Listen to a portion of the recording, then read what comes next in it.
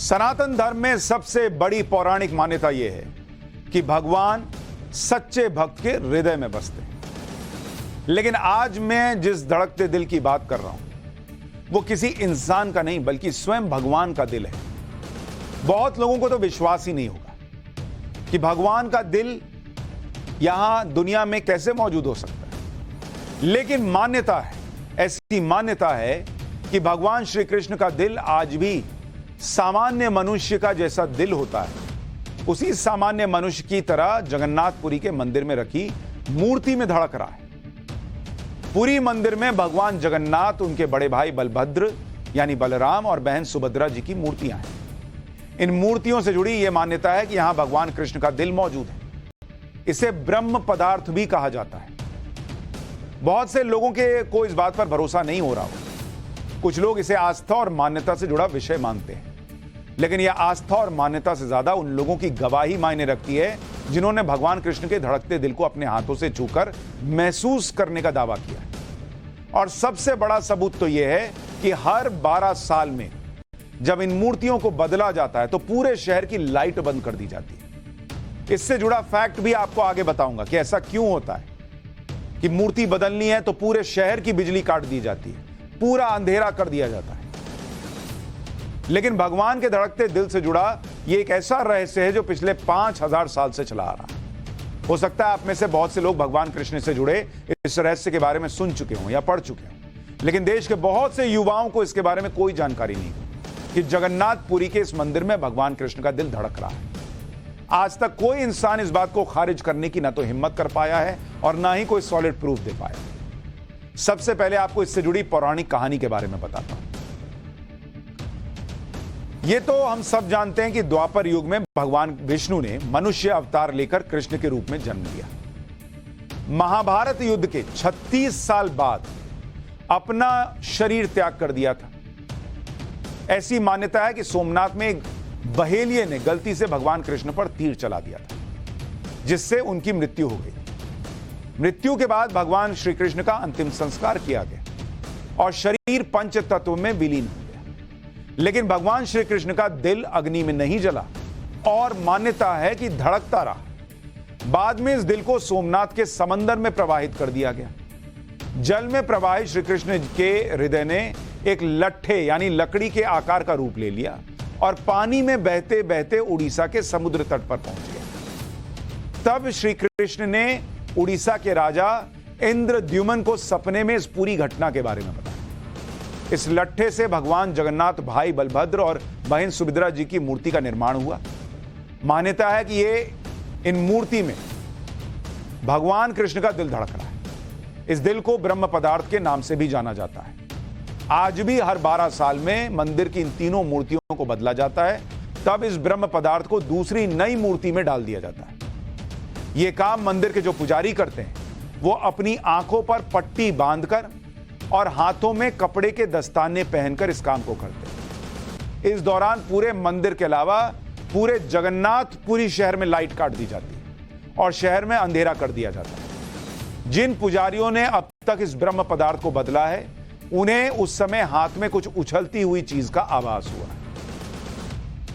कई पुजारियों को ऐसा भी लगा कि हाथ में कोई खरगोश जैसी आकृति उछल रही है। हालांकि किसी भी पुजारी ने आज तक इस चीज को अपनी आंखों से देखा नहीं, क्योंकि इस पूरी प्रक्रिया को न देखने की मान्यता है। जगन्नाथ मंदिर से जुड़ा एक फैक्ट यह भी है कि मंदिर के शिखर पर किसी भी पक्षी को बैठा हुआ नहीं देखा गया आज तक। आमतौर पर मंदिर और दूसरे धार्मिक स्थलों के आसपास पक्षी बैठते ही हैं, लेकिन इस मंदिर के ऊपर से कोई पक्षी बैठा हुआ नहीं देखा किसी ने। ऐसा क्यों होता है, इसका जवाब अब तक किसी के पास नहीं।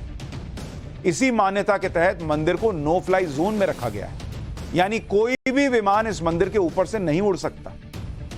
इस मंदिर का दूसरा रहस्य यह भी है कि इस मंदिर में प्रवेश करते हुए जब सिंह द्वार के पास खड़े होते हैं तो समंदर की लहरों की तेज आवाज सुनाई देती है।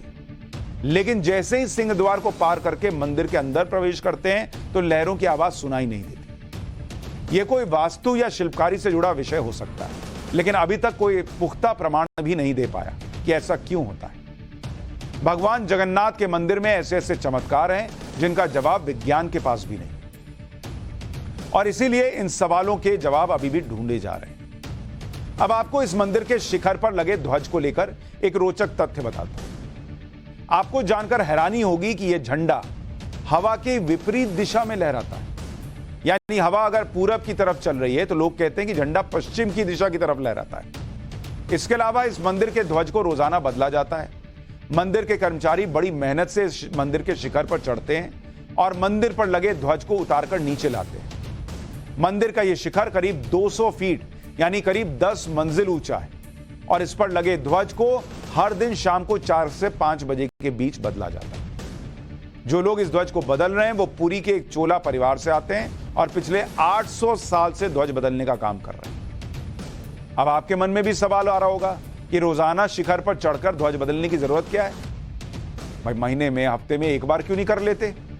लेकिन इसके पीछे मान्यता यह है कि मंदिर के इस ध्वज को रोजाना नहीं बदला गया तो मंदिर 18 साल के लिए बंद हो जाएगा। और यह मान्यता पिछले कई हजार सालों से चलती आ रही और इसे किसी ने भी बदलने की कोशिश नहीं की।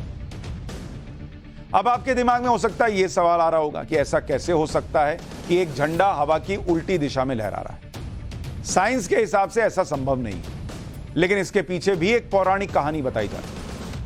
मान्यता है कि समंदर की तेज लहरों की आवाज से भगवान जगन्नाथ को नींद लेने में दिक्कत हो रही थी। तब हनुमान जी ने समंदर से आग्रह किया कि लहरों की गति को कम कर दो, लेकिन समंदर ने कहा कि यह संभव नहीं है। इसके बाद हनुमान जी ने पवन देव से कहा कि आप अपनी स्पीड कुछ कम कर लीजिए, तो उन्होंने भी मना कर दिया। इसके बाद पवन पुत्र हनुमान जी ने मंदिर के चारों तरफ तेज गति से उड़ना शुरू कर दिया। इससे समंदर से आ रही लहरों की आवाज बंद हो गई और ध्वज हवा की उल्टी दिशा में लहराने लगे। दुनिया भर से लाखों करोड़ों लोग इस चमत्कार को देख चुके हैं, लेकिन यह कैसे हो रहा है इसका जवाब पौराणिक मान्यता के अलावा किसी के पास नहीं कि भाई ऐसा कैसे संभव है। सनातन धर्म में ऐसे कई रहस्य हैं जिनके जवाब किसी के पास नहीं। जिस तरह विज्ञान के पास जगन्नाथपुरी मंदिर से जुड़े रहस्यों का जवाब नहीं है, उसी तरह वृंदावन में स्थित निधि वन के रंग महल का रहस्य आज भी कोई नहीं बता पाता। मान्यता है कि रंग महल मंदिर में भगवान कृष्ण हर रात्रि को विश्राम करने आते हैं। भगवान के विश्राम के लिए बाकायदा पूरा बिस्तर लगाया जाता है और भोग के लिए कुछ मिठाइयां भी रखी जाती हैं। लेकिन जैसे ही इस मंदिर को सुबह खोला जाता है तो बिस्तर बिखरा हुआ मिलता है। इस मंदिर के दरवाजे को कई ताले लगाकर भी बंद किया गया, जिसमें किसी इंसान को छोड़िए किसी जीव के आने जाने की कोई जगह नहीं। इसके बाद भी रहस्य आज तक नहीं खुल पाया कि ऐसा कैसे हो रहा है। लेकिन ये सारी चीजें हो रही हैं, लगातार हो रही हैं। और अगर आप उस तस्वीर को देखें जो जगन्नाथपुरी के मंदिर की तस्वीर है, आप देखिए इतना भव्य है, इतना दिव्य है। और कई बार जब लोग सनातन की बात करते हैं, कई लोग जाते हैं दर्शन के लिए, लेकिन युवाओं को लगता है यार हम जाके क्या ही करें। सनातन की जो ताकत है, सनातन के बारे में जो बातें हैं, वो अगर आप जानना चाहते हैं, समझना चाहते हैं तो इन जगहों पर जाइए। जैसे हमने आपको चोल राजाओं का इतिहास बताया। चोल राजाओं ने इतना काम किया है और ऐसा अद्भुत काम किया है जिसके बारे में लोगों को पता नहीं था। पाठशाला में जब हमने चोल राजाओं के बारे में बताया तो लोगों को पता चला, और उसके बाद कई लोग जो है वो दक्षिण में उनके बनाए उन अद्भुत मंदिरों को देखने के लिए गए कि भाई ये कैसी वास्तुकला है। वैसे ही किसी को नहीं पता, अब आप जाएंगे तो वहां भगवान कृष्ण का दिल धड़क रहा है या नहीं धड़क रहा है किसी को पता नहीं चलेगा। लेकिन जाइए, वहां जो अनुभूति मिलेगी उसे अनुभव करने की कोशिश कीजिए।